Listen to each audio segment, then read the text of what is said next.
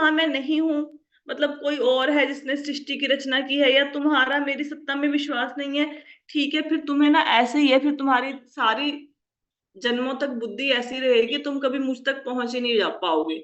तो भगवान उन लोगों को और भ्रमित कर देते हैं जो भगवान की सत्ता को स्वीकार नहीं करते, जिनका भगवान में विश्वास नहीं होता, तो भगवान उनको और भ्रमित कर देते हैं। तो इसलिए डार्विन से ये सब कुछ लिखवाया है भगवान ने। जैसे समझ आई भगवान बात? भी कहते ना, भगवान भी यही कहते, पागला नाल मत्था कौन मारे। हाँ हाँ हाँ, भगवान ने समझाया सब कुछ, है ना। अब नहीं समझ आ रही बंदे को, फिर भगवान कहते ठीक है। अब जैसे ना कोई बच्चा होता है, उसको जितना मर्जी समझाओ समझाओ समझाओ, वो नहीं समझ रहा, तो फिर माँ कई बार गुस्से में आके क्या कहते हैं कि जब तूने नहीं माना, नहीं, फिर कर ले अपने मन की, ठीक है, कोई बात नहीं, डाल ले जितना खिला रहा डालना है, ठीक है, बाद में कोई बात नहीं, समेट लेंगे। तो इसीलिए उसने ऐसा लिखा है।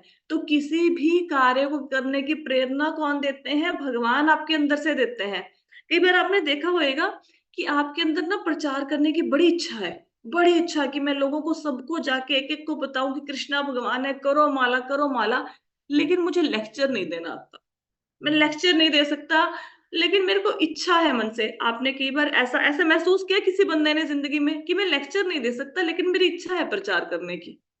पता नहीं आप में से किसी के मन में ऐसा आया है कि नहीं आया है? हाँ, मैं बोल नहीं सकती ऐसे, पर मेरा मन है कि मैं फिर कुछ ना कुछ प्रचार इस बात की रहती हूँ। करो, ऐसा होता है ना।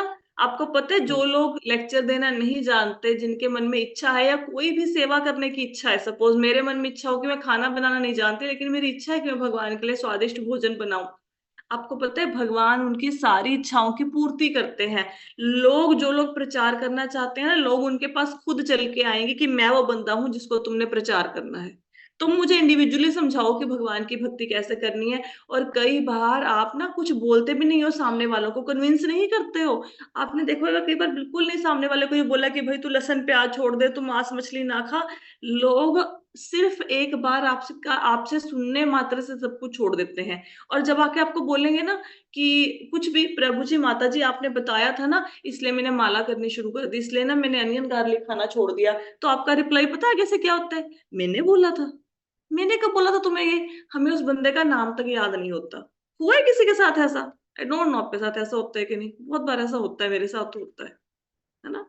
आप बोलते भी नहीं है, लेकिन लोग कन्विंस होके आपसे वो चीजें करनी शुरू कर देते हैं। तो क्योंकि आपके मन में प्रचार की इच्छा है, तो भगवान खींच खींच कर ऐसे लोगों को आपके पास लेके आएंगे जिनको आप प्रचार कर सकें। सिर्फ इच्छा जागृत करो, सिर्फ इच्छा करनी है आपने पूरी, तो भगवान करेंगे। अब यहाँ पे एक प्रश्न खड़ा हो जाएगा कि माता जी अगर इच्छा करनी है तो हमारे मन में तो बहुत सारी इच्छाएं हैं, फिर भगवान सारी इच्छाएं क्यों नहीं पूरी करते? ऐसा क्वेश्चन हो सकता है ना यहाँ पे। अब देखो, अब इच्छाएं भी कई प्रकार की होती है। एक होती है भौतिक इच्छाएं। भौतिक इच्छाएं ऐसी होती हैं कि भगवान पूरी तो उनको भी करते हैं, लेकिन योग्यता देखते हैं। योग्यता देखते हैं, जैसे किसी ने हाई कोर्ट में जज लगना है। अब हाई कोर्ट में जज लगने के लिए क्या करना पड़ेगा? सबसे पहले पेपर दोगे ना, फिर एग्जाम पास करोगे, फिर कोई कॉम्पिटिटिव आपका एग्जाम और होगा, फिर कोई ग्रुप डिस्कशन होगी, इंटरव्यू होगी, फिर जब लगा कि ये बंदा योग्य है, तो उसको फिर हाई कोर्ट का जज बना देंगे, कोई दिक्कत नहीं है। हम्म। तो अगर आपके मन में भी कोई इच्छा है, तो भगवान इच्छा तो सबकी पूरी करेंगे, सब प्रकार की, लेकिन भगवान भी योग्यता देखते हैं।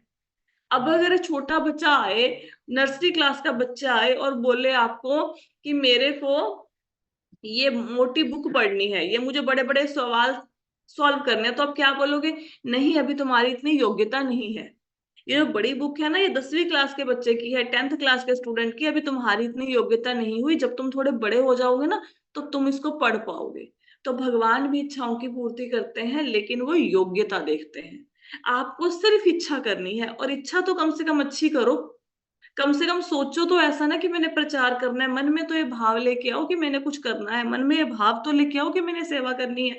समर्था तो भगवान देंगे, समर्था देने वाले हम थोड़े ना है, भगवान अपने आप समर्थ कर देंगे हमें। इच्छा लेके आइए, मन में इच्छा लाना बहुत जरूरी है। ठीक है।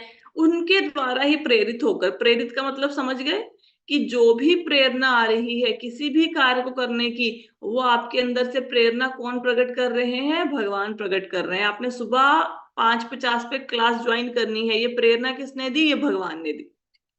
वही दे रहे हैं प्रेरणा ब्रह्मा जी को। क्या? मैं भगवान नारायण द्वारा सर्वव्यापी परमात्मा के रूप में उनकी दृष्टि के सामने पहले जो सृजित हो चुका है। इसका मतलब क्या है?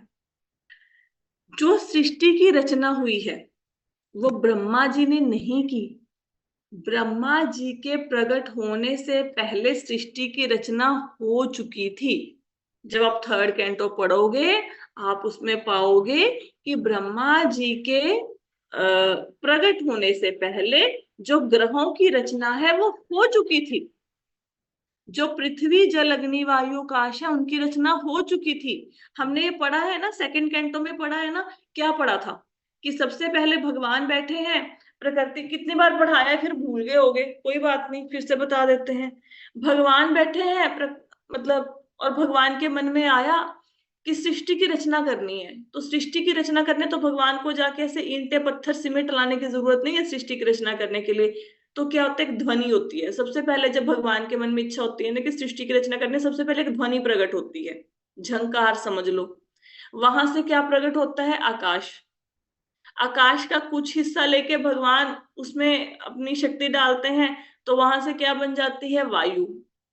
वायु से क्या बनता है आगे? अग्नि। अग्नि का कुछ हिस्सा लेके अपनी शक्ति डालते हैं, क्या बन जाता है? पानी। पानी से फिर पृथ्वी बनता है। याद आया किसी को ये बातें बताई हुई हैं? आ गया होगा थोड़ा बहुत। बताइए, अभी बताइए, महीना पहले बताई थी सारी बातें, ठीक है। तो याद आया ना। तो ब्रह्मा जी के होने से पहले ही, ब्रह्मा जी के प्रकट होने से पहले सृष्टि की रचना हो चुकी है। और आपने एक कहानी में ये भी पढ़ा होगा, कथा में, क्या, कि ब्रह्मा जी जब सृष्टि की रचना करने में बिजी थे तो धरती स्लिप होके समुद्र में चली गई। उनको पता ही नहीं लगा तो ब्रह्मा जी को कि धरती कहाँ गई। ब्रह्मा जी ने मनु और शत्रुपा को प्रकट किया। मनु और शत्रुपा हमारे, क्या बोलेंगे, माता पिता समझ लो पहले, है ना। मनु और शत्रुपा को और प्रकट किया और सबसे पहले बोला, इंसान वो। है ना। जो ब्रह्मा जी ने सबसे पहले मतलब आदमी और औरत को प्रकट किया, एक ढंग से ये समझो, वो मनु और शत्रुपा थे। मनु मेल थे और शत्रुपा फीमेल थी। तो जब ब्रह्मा जी ने उनको बोला कि जाओ अब शादी करो और सृष्टि की जनसंख्या, सृष्टि के आगे वृद्धि करो, जनसंख्या को बढ़ाओ, तो मनु शत्रुपा ने बोला कहाँ जाके बढ़ाएं। तो ब्रह्मा जी ने इधर उधर देखा, जो पृथ्वी थी पृथ्वी स्लिप हो गई, पृथ्वी समुद्र में चली गई, पृथ्वी है ही नहीं। अब ब्रह्मा जी को ये समझ ना आई कि पृथ्वी जो स्लिप होके समुद्र में चली गई उसको समुद्र से निकालें कैसे। उनकी उनकी इतनी समर्था नहीं थी कि वो पृथ्वी को निकाल पाए। फिर भगवान ने देखा कि ब्रह्मा जी कंफ्यूज हो गए हैं, तो फिर वो वाराह रूप में आए, ब्रह्मा जी की नाक से प्रकट हुए। फिर उन्होंने वाराह रूप में पृथ्वी को अपने जो दांत थे उन पे धारण करके बाहर लेके आए। ठीक है। तो ब्रह्मा जी ने पृथ्वी की रचना नहीं की थी, वो तो पहले से ही थी। It was already there. तो जो भगवान सृष्टि, अब एक शब्द देती हूँ नया, बता रही हूँ, उसको ध्यान से समझो। शब्द है सर्ग। सर्ग क्या होता है? सर्ग होता है जिस सृष्टि की रचना भगवान पहले से कर चुके हैं उसको कहते हैं सर्ग। ब्रह्मा जी विसर्ग कहते हैं, करते हैं। विसर्ग का मतलब क्या है? पहले से ही रचित जो सृष्टि हो गई है उसको आगे उसको लेके जाते हैं, विसर्ग कहते हैं। तो भगवान सर्ग उत्पन्न करते हैं और ब्रह्मा जी विसर्ग करते हैं। भगवान फर्स्ट क्रिएटर है, ब्रह्मा जी सेकंड क्रिएटर है। सारी सृष्टि की रचना ब्रह्मा जी ने नहीं करी, ये भगवान ने करी। ठीक है, ये समझ आया। तस्यापि दृष्टुर ईशस्य। हम्म? कूटस्थास्य। कूटस्थस्य, कूटस्थस्य का मतलब क्या होता है? कूटस्थस्य का मतलब ये होता है जो व्यक्ति ना हमेशा अविचल भाव से एक प्रकार ही रहे, जो सबकी बुद्धि के ऊपर जिसकी बुद्धि हो। कूटस्थ, जैसे ना, आपने देखा होगा दुनिया में आप किसी की बहुत ज्यादा ना सेवा करो, बहुत अधिक, लेकिन एक दिन उसकी सेवा ना कर पाओ। आपको पता है जो आपने 100 दिन किसी की सेवा करी, एक दिन नहीं करी तो आपका 100 दिन बेकार हो जाएगा ना। दुनिया के लोग तो ऐसे ही हैं। वो हर रोज डेली डेली हमें जज करते हैं, डेली हमारे एक्शन को जज किया जाता है। आज कोई आपसे खुश है, अगले ही पल आपसे नाराज हो जाएगा, और जितना आपने पूरी जिंदगी उसका किया सब स्वाहा हो जाएगा। लेकिन भगवान ऐसे नहीं है। हमने जन्मों जन्मों से भगवान को भुला दिया, जन्मों जन्मों से, करोड़ों जन्मों से भगवान को भूले बैठे हैं, और बस एक बार भगवान को याद किया, फिर भगवान हमारे। आप सोचो, दुनिया में कोई ऐसा होता है? जैसे हमें कोई फोन आए, कोई बंदा फोन करे किसी काम के लिए, हम क्या बोलेंगे? पहले तो कभी जिंदगी में तुमने मुझे याद नहीं किया, अब तुम्हें मेरी जरूरत पड़ेगी तो तुम मुझे फोन कर रहे हो। ऐसे शब्द तो नॉर्मली सुनते होंगे ना, साधारण बोलचाल की भाषा है कि वैसे तो मेरी याद आती नहीं, काम पड़े तो मेरी याद आ जाती है ना? ऐसे बोलते हो ना? भगवान ऐसा बोलते हैं कि पहले तो कभी मंदिर दिखा नहीं, मैं दिखा नहीं, अब हम मुसीबत में आ गए हो तो मेरे पास आ गए हो। भगवान ऐसा नहीं करते ना। ठीक है, क्योंकि भगवान कूटस्थ है। भगवान वेट कर रहे हैं कि ये बद्धा आत्मा करोड़ों जन्मों से मेरी तरफ पीठ करके बैठा है, कब मेरी तरफ देखे, कब मैं इसको अपनी भक्ति प्रदान करूं। और कहते पर भगवान नारायण दरबारा सर्वव्यापी परमात्मा के रूप में उनकी ही दृष्टि के सामने पहले जो सृजित हो चुका है, तो समझ आया, पहले से सृष्टि की रचना हो चुकी है, उसी की फिर खोज करता हूं। तो भगवान पता है कैसे उनको पावर देते हैं ब्रह्मा जी को सृष्टि की रचना करने की? भगवान ना सिर्फ ब्रह्मा जी की तरफ देखते हैं, सिर्फ देखते हैं, दृष्टुर।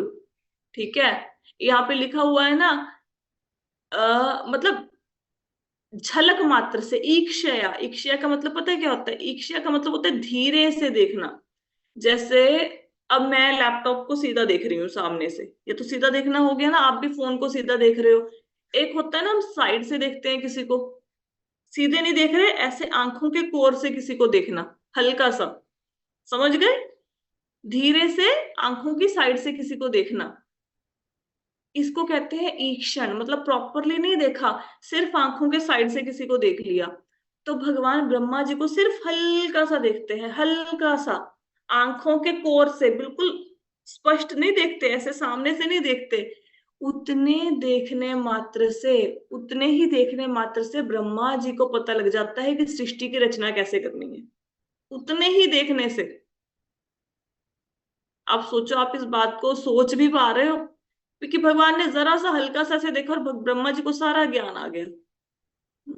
और आप ये सोचो, जो लोग मंदिर जाते हैं, मंगला आरती में जाते हैं, भगवान के विग्रह का दर्शन करते हैं, तो जो सामने से भगवान को देख रहे हैं और भगवान उनको देख रहे हैं, तो उनके ऊपर कितनी कृपा बरसेगी। श्लोक को समझ पा रहे हैं? ठीक हाँ है, जी, हाँ जी। कि ब्रह्मा जी को भगवान ने आंखों की साइड से हल्का सा देखा, उनको पूरी सृष्टि की रचना करनी आ गई। और जो मैं मंगला में या भगवान के विग्रह के आगे सामने से उनको देख रहा हूं, तो भगवान को मैं नजर नहीं आऊंगा? ब्रह्मा जी को पावर दे दी, भगवान आपको पावर नहीं देंगे? बिल्कुल देंगे। इसीलिए कहा जाता है कि दर्शन करने में जल्दबाजी मत करो, वहां पे विग्रह के सामने कुछ देर रुको, वहां पे उनको देखो अच्छे से, 2 4 5 मिनट। भगवान को जैसे ही आप देखना शुरू करोगे, भगवान आपको सेवा प्रदान करेंगे अपनी। और जैसे ही आप भगवान की सेवा करेंगे, आपका चित्त शुद्ध होगा। उससे क्या होगा? भक्ति में बढ़ोगे, आपको भक्तों का संग मिलेगा, भक्ति में बढ़ोगे और अंत में भगवान को प्राप्त कर लोगे। ठीक है, क्लियर हुआ? कहते मैं उसी की खोज करता हूं जो पहले से है। जैसे सपोज आपका मोबाइल गुम हो गया, आप अपने सोफे पे रखकर मोबाइल को भूल गए। अब आप देख रहे हो मोबाइल कहाँ है, मोबाइल कहाँ है, तो सडनली आपको सोफे पर से मोबाइल मिल गया। तो क्या आपने उसकी खोज करी? नहीं, मोबाइल तो पहले से वहीं पे पड़ा था, आपको दिख नहीं रहा था, आप खोजी नहीं है उसके, वो वहीं पे चीज पहले से पड़ी थी। जब कोलंबस ने ढूंढा ना अमेरिका को, तो कोलंबस, आपको पता है अमेरिका को किसने खोजा था? कोलंबस ने खोजा था। कोलंबस एक यात्री था, हम्म। है ना, समुद्री यात्री था। उसने एक्चुअली वो अमेरिका को खोजने नहीं गया था, उसने ये सुना था कि भारत को वो सोने की इंडिया को खोजने आया था। इंडिया हाँ, को खोजने कोलंबस। आया था और पहुंच गया अमेरिका। अमेरिका, हाँ, अमेरिका पहुंच गया। जिन लोगों को नहीं पता उनको मैं बताती हूँ, कोलंबस क्या था ना, कोलंबस एक समुद्री यात्री था। तो वो ना इंडिया को खोजने निकला था। इंडिया को क्यों खोजने निकला था? क्योंकि उसने सुना था कि भारत को सोने की चिड़िया कहा जाता है ना। तो ये सोच के वो इंडिया को खोजने निकला। लेकिन वो इंडिया को तो खोज नहीं पाया, लेकिन वो बहुत दूर समुद्र में यात्रा करते करते अमेरिका पहुंच गया। तो अमेरिका में जाके उसने क्या देखा, वहां पे जो लोग थे उसका रंग लाल था। रेड कलर के थे। तो कोलंबस को ये नहीं पता था कि मैं अमेरिका पहुंच गया। कोलंबस ने रख दिया उनका नाम रेड इंडियन, उसको लगा मैं इंडिया में ही आ गया हूँ, इन लोगों का रंग लाल है, तो उन्होंने उसका नाम रख दिया कोलंबस ने रेड इंडियन। तो उसने अमेरिका की खोज की थी। अब मुझे एक बात बताओ, जिसने ये स्टोरी नहीं भी पढ़ी वो भी बताओ, तो क्या कोलंबस ने वाकई में अमेरिका को खोजा, या वो पहले से अमेरिका वहां पे था? पहले से पहले था से था। ना, है ना?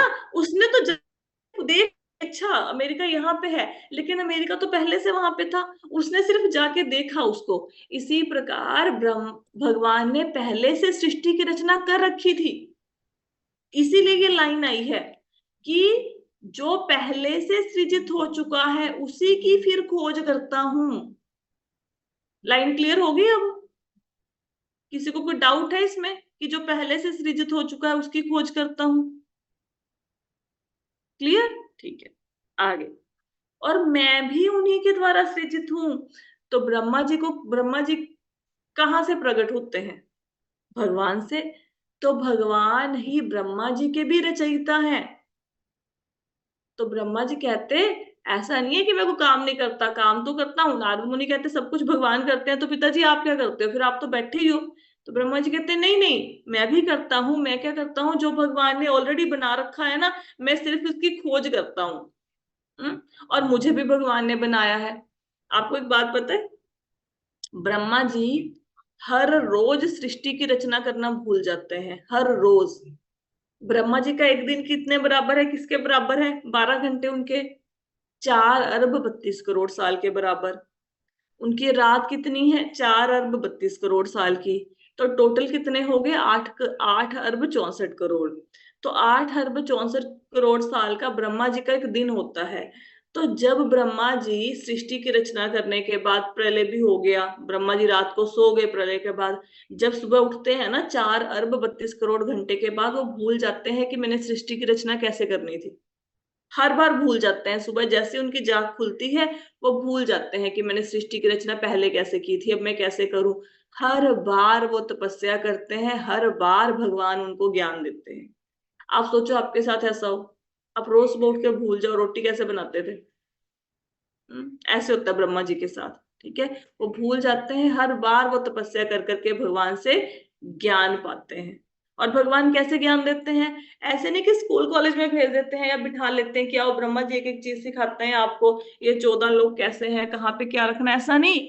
भगवान सिंपली हल्का सा आंखों की साइड से उनको देखेंगे और ब्रह्मा जी को पता लग जाएगा सृष्टि की रचना कैसे करनी है। अद्भुत है ना भगवान? क्लियर हुआ अभी? उनके ही द्वारा प्रेरित होकर मैं भगवान नारायण द्वारा सर्वव्यापी परमात्मा के रूप में उनकी ही दृष्टि के सामने पहले जो सृजित हो चुका है उसी की फिर खोज करता हूं, और मैं भी उन्हीं के द्वारा सृजित हूँ। एक और तात्पर्य है यहाँ पे कि उनकी ही दृष्टि के सामने। अब ब्रह्मा जी जो भी काम कर रहे हैं ना, ऐसा नहीं है कि भगवान ने ब्रह्मा जी को प्रकट किया, उनको ज्ञान दे दिया कि तुम सृष्टि की रचना करो, ब्रह्मा जी सृष्टि की रचना करने लग गए और भगवान वहां से भाग लिए कि ब्रह्मा जी तो है ही है, मेरा काम संभाल रहे हैं, चलो कोई बात नहीं, अब मैं यहाँ से मतलब वो हो जाते हैं, गायब हो जाते हैं। ऐसा नहीं होता। भगवान नियंत्रक भी हैं, भगवान कंट्रोल भी करते हैं। भगवान देखते रहते हैं ब्रह्मा जी क्या कर रहे हैं, सब देख रहे हैं वो जो आपको देख रहे हैं वो ब्रह्मा जी को भी देख रहे हैं। तभी तो जब धरती स्लिप हो गई, पानी में चली गई, तो भगवान को पता था कि ब्रह्मा जी उसको बाहर निकाल नहीं पाएंगे, इसीलिए भगवान फटाफट से वाराह रूप में वहां पे उपस्थित हो गए ना। मतलब ऐसा नहीं है कि भगवान ने आपको दुनिया में भेज दिया और भगवान अभी आपकी कोई सहायता नहीं करेंगे। कंट्रोल कर रहे हैं वो सब कुछ। उनको सब पता है कि ये मेरा जो बच्चा है कौन सी मुसीबत में फंस गया, इसको कैसे निकालना है। भगवान जो ब्रह्मा जी को देख रहे हैं वो आपको नहीं देख पाएंगे। जो ब्रह्मा जी पूरी सृष्टि का ऐसा वो कर रहे हैं, विसर्ग कर रहे हैं, सेकंड क्रिएशन कर रहे हैं, उनको भगवान देख रहे हैं, वैसे ही भगवान आपको भी देख रहे हैं। भगवान को पता है कि कहाँ पे ब्रह्मा जी फंसेंगे, कहाँ पे उनको निकालना है। आपको पता है 4 कुमार जो हैं, सनक सनंदन सनातन सनत कुमार, उन्होंने ब्रह्मा जी से एक बार कोई प्रश्न पूछ लिया कि भाई मन इंद्रिय विषयों में जाता है, इंद्रिय और मन इंद्रियों को कंट्रोल कर लेता है, इंद्रिय इंद्रिय विषयों में जाती हैं। अब इसको रोका कैसे जाए? जैसे कहने का मतलब ये है, साधारण भाषा में ये समझो कि मेरा रसगुल्ला खाने का मन करता है, आंख रसगुल्ला देखती है और मैं खा लेती हूँ। अब मैं मन को कंट्रोल कैसे करूं? मन तो भागेगा रसगुल्ले के पीछे, है ना? ऐसे प्रश्न पूछते हैं कुमार, चारों कुमार। अब ब्रह्मा जी सृष्टि की रचना में इतने उलझे होते हैं, इतने उलझे होते हैं कि उनको समझ ही नहीं आता कि इसका आंसर क्या दूं। तो सब कुछ जानते हैं लेकिन उनको समझ नहीं आता कि इस बात का क्या आंसर दूं, है ना? तो फिर क्या होता है उस टाइम पे? उस टाइम पे भगवान अवतार लेते हैं। कौन सा अवतार लेते हैं बताओ? जब ब्रह्मा जी चार कुमारों के प्रश्नों के उत्तर नहीं दे पाए तो भगवान ने कौन सा अवतार लिया? किसी को पता है? वेद व्यास। हंसावतार। एक भगवान का अवतार है परम। हंसावतार। हाँ, परमहंस। ठीक है। भगवान ने हंसावतार लिया और फिर भगवान ने उत्तर दिया कुमारों को। ठीक है? तो भगवान देख रहे हैं कि ब्रह्मा जी फंस गए हैं, इनसे उत्तर नहीं बन पा रहा, तो भगवान फिर फटाफट से प्रकट हो गए हंस अवतार के रूप में, उन्होंने चार कुमारों को उपदेश दिया। तो जब भगवान ब्रह्मा जी के छोटे छोटे कार्यकलाप, उनके लिए तो छोटे कार्यकलाप ही है ना, हमारे लिए सृष्टि की रचना बड़ी है, तो उनको देख रहे हैं ऐसे हम हमें भी देख रहे हैं। तो हमें तो किसी प्रकार की डरने की जरूरत होनी नहीं चाहिए क्योंकि भगवान है। ठीक है? चलो, ये श्लोका में कुछ नहीं समझ आया तो पूछो भाई। क्लियर है? क्या फोन पे प्रश्न है, क्या पूछ रहे हो आप?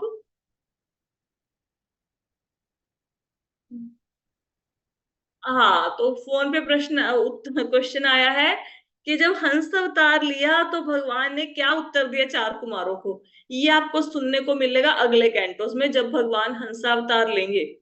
हम्म। वैसे भगवान ने पता है क्या बोला था? जैसे भगवान का अवतार हुआ हंसावतार, तो सब लोग खड़े थे, ऋषि मुनि खड़े थे, ब्रह्मा जी हैं, वहां पे चार कुमार हैं, सामने भगवान थे हंस के रूप में आए।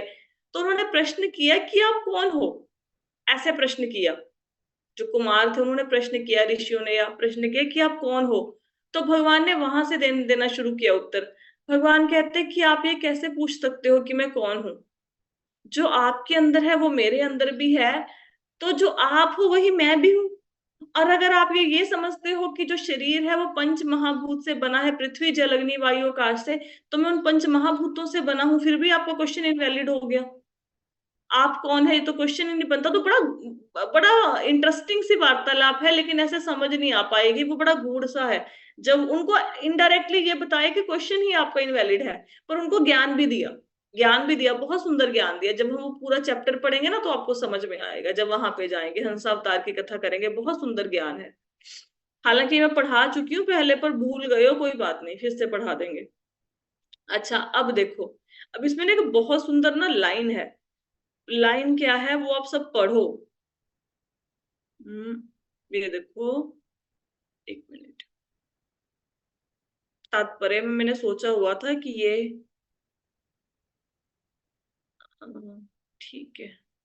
कहते देखो, भगवान का एक नाम उरुक्रम है, जिसका अर्थ है जिसके कार्य अद्भुत और जीव की कल्पना से परे होते हैं। अतः भगवान के भक्तों के कार्य कभी कभी अत्यंत अद्भुत होते हैं क्योंकि उनमें भगवान का निर्देशन रहता है। तो कई बार आपको लगेगा ना, ये बंदा कितना सुंदर गा रहा है, ये बंदा कितनी सुंदर कथा कर रहा है, ये बंदा कितना सुंदर भगवान के लिए कितना स्वादिष्ट प्रसाद बना रहा है। ऐसा कैसे होता है? क्योंकि भगवान आपको करने की शक्ति देते हैं। हम्म। तो जब महाभारत का युद्ध हुआ तो भगवान ने अर्जुन को बोला कि अर्जुन, जो लोग तुम देख रहे हो ना सामने, ये पहले से मरे हुए हैं।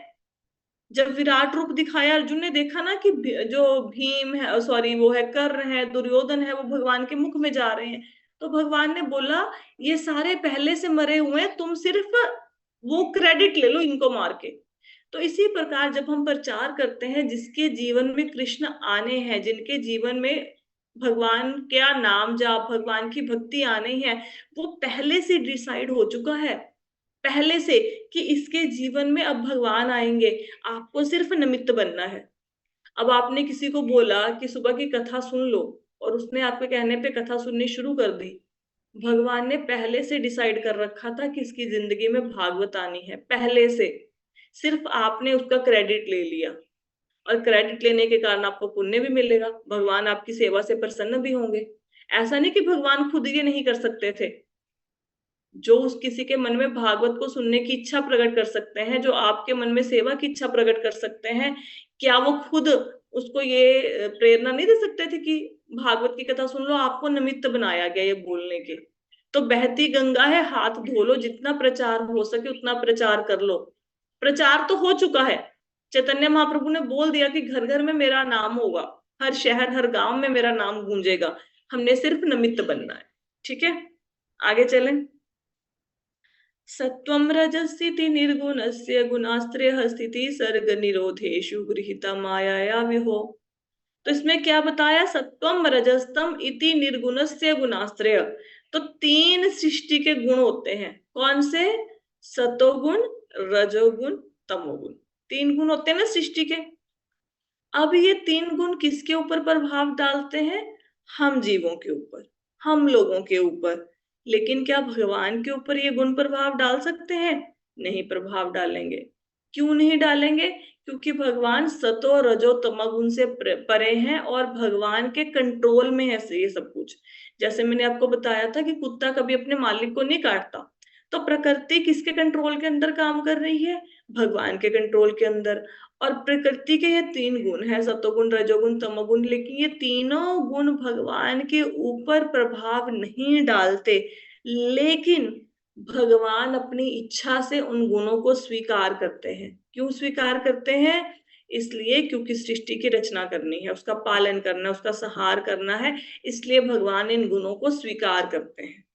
कैसे स्वीकार करते हैं, ब्रह्मा जी में कौन सा गुण है, आपको पढ़ाया हुआ है, ब्रह्मा जी में कौन सा गुण है, रजोगुण। जो गुण, रजोगुण। और विष्णु भगवान में कौन सा गुण है, वो सतोगुण। विष्णु भगवान में सतोगुण, सतोगुण। और शिव जी में कौन सा गुण है, तमोगुण। तमोगुण। तो इन तीनों को, ब्रह्मा विष्णु शिव को, एक्चुअली ऐसा नहीं कि भगवान विष्णु में सतोगुण है, लेकिन उन्होंने पालन के लिए इस गुण को धारण किया है। हालांकि वो विशुद्ध सत्व की मूर्ति है, लेकिन इस गुण को धारण करते हैं वो। ठीक है, तो सृष्टि की रचना करनी थी, तो रचना करने के लिए रजोगुण चाहिए। आपको पता है ना, अगर आपने घर बनाना है तो आप में रजोगुण चाहिए, तभी तो घर बनाओगे। घर बनाने के लिए पैसा इकट्ठा करना है, सामान इकट्ठा करना है, ठीक है, सारे कार्य की देख रेख करनी है, ये कौन करता है, ये रजोगुणी व्यक्ति करता है ना। ठीक है, फिर मेंटेन कौन करता है, घर को मेंटेन करना कौन से गुण में आता है, वो आता है सतोगुण में। ठीक है, और फिर उसका संहार करना, जो किसी को खत्म करना है किसी चीज को, वो तमोगुण में आता है। तो भगवान ब्रह्मा विष्णु और शिव के रूप में इन तीनों गुणों को स्वीकार करते हैं। और तीनों को क्या बोला जाता है, गुणावतार। ब्रह्मा विष्णु शिव को क्या बोला जाता है, ये भगवान के गुणावतार हैं। ठीक है, चलो अभी इसको तात्पर्य को पढ़ते हैं। श्लोकतः हमारा, सत्वम रजसम इति निर्गुणस्य गुणास्त्रयः स्थिति सर्ग निरोधेषु गृहीता माया। परमेश्वर अपने शुद्ध आध्यात्मिक रूप से सारे भौतिक गुणों से परे होते हैं। पहली लाइन शुरू समझ आई कि भगवान को ना सतोगुण ना रजोगुण ना तमोगुण उनके ऊपर कोई प्रभाव नहीं डाल सकता, क्योंकि उनका रूप क्या है, उनका रूप आध्यात्मिक है, उनका रूप हमारे जैसा नहीं है, हमारा रूप भौतिक है। देखो, हमारा मन, हमारी आत्मा, हमारी बुद्धि, हमारी इंद्रियां, ये सब अलग अलग हैं, लेकिन भगवान में ऐसा कोई भेद नहीं है, भगवान सब एक ही है। भगवान के आत्मा, मतलब आत्मा शरीर उनका अलग अलग नहीं है, उनका आध्यात्मिक शरीर है वो एक ही है। जैसे हमारे शरीर में नसें है ना, नसें पता है ना, ये वेन्स है हमारे शरीर में, ऐसे भगवान के शरीर में नसें नहीं है, वेन्स नहीं है, क्योंकि उनका शरीर आध्यात्मिक है। ऐसा हमारे जैसा शरीर नहीं है उनका, आध्यात्मिक शरीर है। हम तो मृत्यु हुई, हम शरीर को चेंज करते हैं ना, मरने के बाद नया शरीर मिल जाता है। भगवान का शरीर कभी चेंज नहीं होता, उनका शरीर दिव्य है, शुरू से वही है और वही रहेगा। तो भगवान के शरीर पर रजो सतो तमोगुण का प्रभाव नहीं पड़ता। फिर भी भौतिक जगत की, हाँ जी संजय जी आप कुछ बोल रहे थे, somebody was saying something, नहीं, अच्छा। फिर भी भौतिक जगत की सृष्टि, उसके पालन और संहार के लिए अपनी बहिरंगा शक्ति के माध्यम से प्रकृति के गुणों को, सतो रजो तमो गुण को स्वीकार करते हैं। जहां पे शब्द आया बहिरंगा, बहिरंगा शक्ति कौन सी होती है, एक्सटर्नल पावर। एक्सटर्नल पावर देखो, एक्सटर्नल पावर को कौन कंट्रोल करता है? भगवान करते हैं। एक्सटर्नल पावर क्या है? दुर्गा देवी। ठीक है। तो बहिरंगा शक्ति एक्सटर्नल पावर के थ्रू भगवान सतो रजो तमो गुण को धारण करते हैं, क्योंकि सृष्टि की रचना करनी है, पालन करना है, संहार करना है। एक्चुअल में भगवान इन तीनों गुणों से परे हैं। जैसे कैसे समझोगे इस चीज को? जैसे कोई आईएएस ऑफिसर है ना, उसको कोई जरूरत नहीं है किसी की चापलूसियां करने की, किसी की बटरबाजियां करने की, वो तो बहुत बड़े पद पर है। लेकिन वही आईएएस ऑफिसर जब घर पे आता है तो उसका बच्चा बोलता है कि चलो पापा घोड़ा बनो, वो उसके लिए घोड़ा बन जाता है। हालांकि उसको घोड़ा बनने की जरूरत नहीं है, लेकिन अपने बच्चे की प्रसन्नता के लिए वो घोड़ा बन जाता है। ठीक है ना? तो भगवान को कोई जरूरत नहीं है इन गुणों को धारण करने की, लेकिन क्योंकि सृष्टि की रचना करनी है। और सृष्टि की रचना क्यों करनी है? अपनी प्रसन्नता के लिए नहीं करनी, क्योंकि हमें एक मौका देना है कि पिछली सृष्टि में आप भगवान की भक्ति करके भगवान के धाम में नहीं जा पाए, आपको एक और मौका दिया जाता है, फिर से दुनिया में जाओ, फिर से भक्ति करके मेरे पास वापिस आओ। तो हम लोगों को मौका देने के लिए भगवान सृष्टि की रचना करते हैं और सतो रजो तमो गुण को धारण करते हैं। क्लियर हो गया? अब यहाँ पे किसी को कोई प्रश्न है? नहीं है? ठीक है। तो आज की कथा को हम यहीं पे विश्राम देते हैं। आज एकादशी है। सब लोगों ने, जो लोग व्रत रखते हैं उन्होंने व्रत रखना है। और कल का पारण टाइम मैं आपको बता देती हूँ कितने बजे व्रत खुलेगा। Just 1 minute. 9:25 माता जी। देखो, व्रत खुलेगा ये 5:39 से लेके 10:09, 5:39 से लेके 10:09 तक का पारण टाइम है। ठीक है। तो अप्रोक्सीमेटली 6 बजे पारण कर लेना। ठीक है, क्योंकि अलग अलग शहरों से लोगों ने यहाँ पे ज्वाइन किया हुआ है, तो 6:30 तक आप अपना पारण कर लेना। ठीक है। तो हो सके एकादशी का व्रत आप सब लोग जरूर रखना। ठीक है। So thank you so much everyone for joining the session. Hare Krishna. Hare Krishna. Hare Krishna. Hare Krishna.